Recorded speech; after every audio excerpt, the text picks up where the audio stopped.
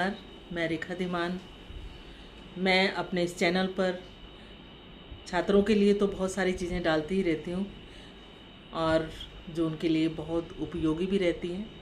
पर आज मैं पेरेंट्स के लिए कुछ चीज़ें, हिदायतें देना चाहूँगी, उस पर चर्चा करना चाहूँगी कि परीक्षा के बाद बच्चों के साथ, बच्चों के लिए हम क्या करें। क्योंकि जो आज का युग है, प्रतियोगिताओं का युग है। बच्चों का जीवन हमेशा हमेशा पढ़ाई, होमवर्क, टेस्ट और परीक्षाओं के इर्द गिर्द ही घूमता रहता है। परीक्षा के समय के जो बच्चे होते हैं वो शारीरिक रूप से ही नहीं बल्कि मानसिक और भावनात्मक रूप से भी एकदम से थक जाते हैं। ऐसे समय में जब परीक्षा समाप्त होती है तो उस समय केवल आराम का नहीं बल्कि बच्चों के पूर्ण विकास का सुनहरा अवसर होता है। ये नहीं कि उस समय हमें आराम ही करना है, उसका कई तरह से हम विकास भी कर सकते हैं। अक्सर देखा जाता है कि परीक्षा के बाद बच्चों को या तो पूरी तरह मोबाइल और टीवी के हवाले कर दिया जाता है या फिर अगले क्लास की पढ़ाई का दबाव शुरू हो जाता है।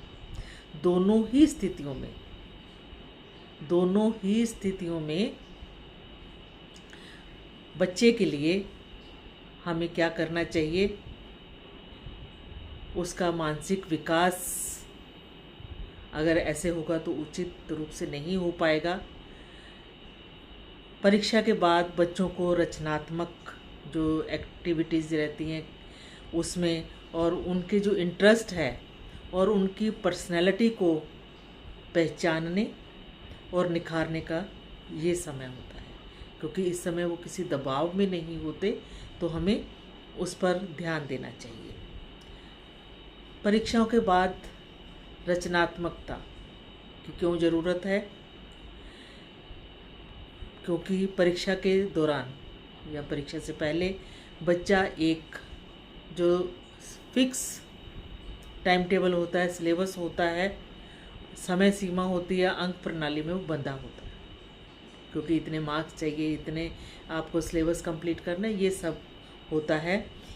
उसकी सोच तब एकदम सीमित हो जाती है, सिकुड़ जाती है और रचनात्मक गतिविधियां जो हैं, जो एक्स्ट्रा क्रिएटिव एक्टिविटीज़ हैं, वो इन सीमाओं को तोड़ देती हैं। इससे लाभ क्या है कि परीक्षा के तनाव को कम किया जा सकता है। इसके द्वारा यह बच्चों को मानसिक शांति देती है।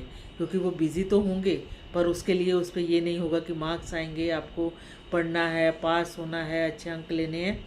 पर इस सब से बढ़कर वो सीखता भी है और इससे उसको रिलैक्सेशन मिलता है और इससे उसका आत्मविश्वास बढ़ता है, सेल्फ कॉन्फिडेंस बढ़ता है और उसकी कल्पना शक्ति का भी विकास हो जाता है। और ऐसे ही समय जो उसके अंदर छिपी हुई कोई भी प्रतिभा है, उसका टैलेंट है, वो सामने आ जाता है। जब बच्चा कुछ नया बनाता है, लिखता है, गाता है या खेलता है, तो वह अपने मन की बात बिना डर के वो व्यक्त करता है। यही अभिव्यक्ति ही उसे आगे चलकर एक संतुलित और आत्मनिर्भर व्यक्तित्व का निर्माण करने में सहायक होती है। और बच्चे कर क्या कह सकते हैं, उसके ऊपर अभी हम चर्चा करते हैं कि art and craft, drawing, painting, sketching, rangoli, collage बनाना, वेस्ट मटेरियल से चीज़ें बनाना, ये सभी जो गतिविधियां हैं, जो एक्टिविटीज़ हैं, बच्चों की कल्पना शक्ति को समझो कि एक पंख देती है। वो नई चीज़ें बनाता है उससे, और उससे भी क्या लाभ होगा कि उसकी एकाग्रता बढ़ती है, उसमें धैर्य और उसको हर एक चीज़ को सुंदर बनाने के लिए उसकी क्रिएटिविटी बढ़ती रहती है। और जो बच्चा है वो अपने भावों को रंगों के द्वारा आपके सामने रखता है, वो उसको अपने आप को अभिव्यक्त करता है। हमें उसको क्या संगीत और नृत्य में भी डाल सकते हैं। संगीत आत्मा की भाषा है। गाना, तबला बजाना, हारमोनियम, गिटार या कोई भी जो डांस है, ऐसी गतिविधियाँ बच्चे के मन को गहराई से प्रभावित करती हैं।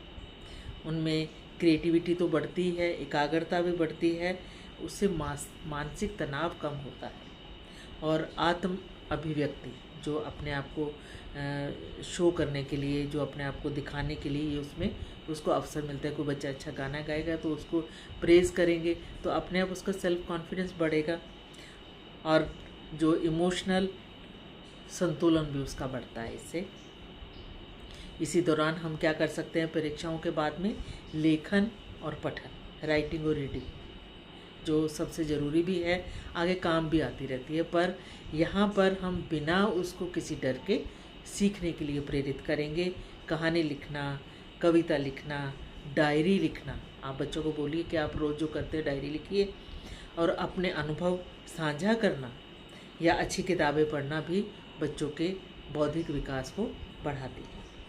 और इससे क्या क्या लाभ होंगे, भाषा और विचार शक्ति में सुधार होगा, कल्पना शक्ति का विकास होगा और आत्मचिंतन की आदत पड़ेगी। आत्मचिंतन मतलब अपने आप के बारे में सोचने की उसको आदत बनेगी और उसको हम परीक्षा के बाद नाटक और अभिनय में भी डाल सकते। बच्चों के इंटरेस्ट देखिए किस में है, यह इंटरेस्ट उसको जगाना हमारा काम है।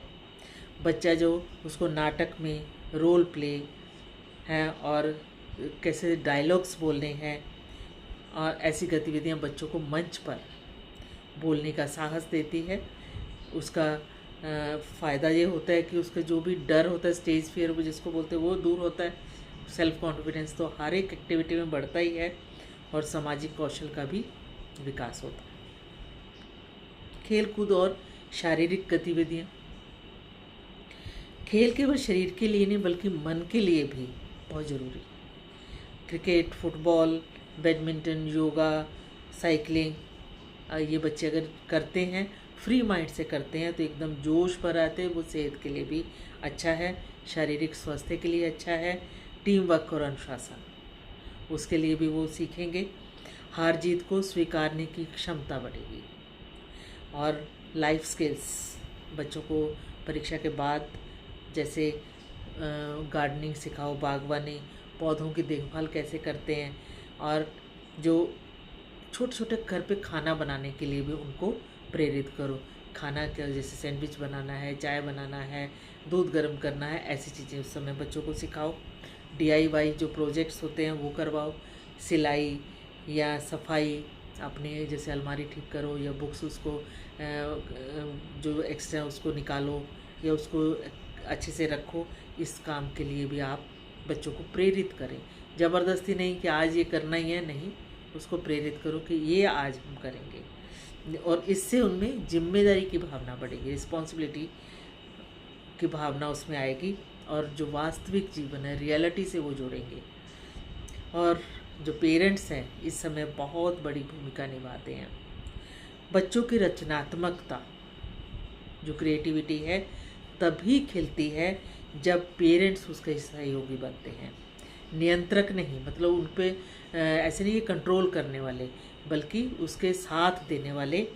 तो पेरेंट्स का व्यवहार भी बच्चों के आत्मविश्वास की नींव रखता है। हमेशा याद रखिए ये बात कि एक तो बच्चे की तुलना किसी से मत कीजिए। हर बच्चा यूनिक है, उसकी अलग से क्वालिटी है। ये मत कहिए कि शर्मा जी का बेटा ऐसा है, उसकी बेटी ऐसी है। जो बच्चा जो है वो वैसा अलग से है, क्योंकि ऐसी तुलना से बच्चे में हीन भावना पैदा होती है। हर बच्चा अलग होता है, उसकी गति अलग है, उसकी जो इंटरेस्ट है वो अलग है।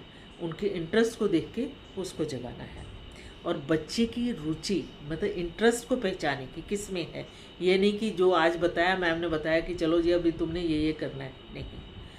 इसमें से भी बच्चे के इंटरेस्ट किस में है उसके अनुसार उससे काम करवाएं। उस पर अपनी अधूरी, क्योंकि जो पेरेंट्स ने नहीं किया होता वो सोचते हैं कि हम बच्चे से कराएंगे, बच्चा करेगा। ये अपनी अधूरी इच्छाएं बच्चे पर ना थोपें। अगर बच्चा पेंटिंग में अच्छा है तो उसे डॉक्टर या इंजीनियर बनाने का दबाव न डालें, क्योंकि मोस्टली बोला जाता है कि बच्चा डॉक्टर बनेगा, पर उसको इंटरेस्ट आता नहीं है, वो पेंटर बनना चाहता है, फोटोग्राफी में अच्छा होता है। और परिणाम नहीं, प्रयास की सराहना करें। बच्चे का ये मत करो कि कोशिश कि उसका क्या रिजल्ट आया, क्या किया, ये सुंदर बनाने में कोई बात नहीं, पर उसने जो कोशिश की, जो प्रयास किया, उसकी प्रेज़ करें। तुमने कोशिश की है। यह वाक़या बच्चे को हार से डरने नहीं देता। तारीफ़ बच्चे का आत्मबल बढ़ाती है। और जो पॉजिटिव एनवायरनमेंट दे बच्चे को। घर ऐसा स्थान बनाएं जहां बच्चा सवाल पूछ सके, गलती कर सके। मतलब घर पे गलती कर सकते हैं ना, कि वो ये नहीं कि गलती कर ली तो भी उसको छुपाना पड़े, ऐसा ना हो। अपनी बात वो बच्चा खुलकर कह सके, ऐसा घर का एनवायरनमेंट होना चाहिए। डर का माहौल बच्चे की क्रिएटिविटी को ख़त्म कर देता है। बढ़ने की तो बात छोड़ो, वो एकदम ज़ीरो पे आ जाता है। और जो आज के समय की ज़रूरत है कि डिजिटल जो सीमाएं हैं उसको तय करें, कि मोबाइल और टीवी पूरी तरह तो हम बंद नहीं कर सकते, लेकिन उसको टाइम लिमिट में, और उसको क्या देखना है वो और कितना समय देखना है उसको नियंत्रित करें। पर इसके लिए पेरेंट्स को पहले अपने आप पर कंट्रोल करना होगा, अपने आप को उदाहरण बच्चे के लिए बनना होगा, तभी ये चीज़ें हो सकती हैं। और अपने लिए भी वो दिनचर्या ऐसी बनाएं कि पूरी छुट्टियां खाली छोड़ना भी सही नहीं, संतुलन हो। थोड़ा पढ़ना, थोड़ा खेल, थोड़ी क्रिएटिव और थोड़ा आराम भी। और सबसे ज़्यादा ज़रूरी, बच्चों के साथ समय बिताएं। पेरेंट्स के लिए ये एक ख़ास संदेश है। कभी बच्चे के साथ बैठकर उसमें उस जो पेंटिंग कर रहा है उसमें रंग भरें, कहानियाँ सुनिए और कहानियाँ सुनाइए, उसके साथ खेलें। यह समय बच्चे के लिए बहुत ही कीमती है, जो पेरेंट्स उसको भर सकते हैं। और अगर ये मिलकर पेरेंट्स बच्चे के साथ थोड़ी सी भी हम समय देकर उसकी पहचान करें कि उसको किस चीज़ में अच्छा है, तो वही बच्चा आगे जाकर बहुत विकास कर सकेगा और आत्मनिर्भर होगा और सेल्फ कॉन्फिडेंस भी उसका बढ़ेगा।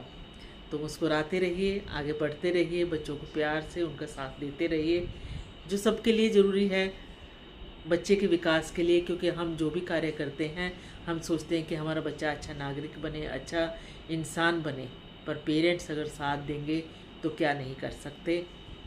तो आज से शुरू हो जाइए, छुट्टियां होने वाली हैं, पहले से ही प्लान करिए कि कहीं जाना है। तो ये तो है नहीं कि पूरी छुट्टियां हम कहीं घूमते रहेंगे, कहीं जाएंगे तो 8-10 दिन के लिए जा सकते हैं। घर पे रहना है तो हमें क्या क्या करवाना है उसके लिए सामान भी इकट्ठा करें, कि अगर ड्राइंग के लिए बच्चे को उत्साहित करना है, उसको प्रेरित करना है, तो वैसा सामान लाएं।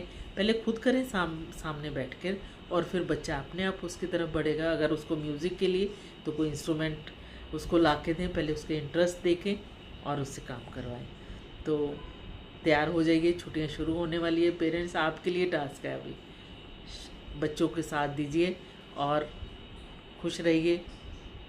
सबको बहुत सारा हैप्पी वेकेशन, पेरेंट्स के लिए भी और बच्चों के लिए भी। धन्यवाद।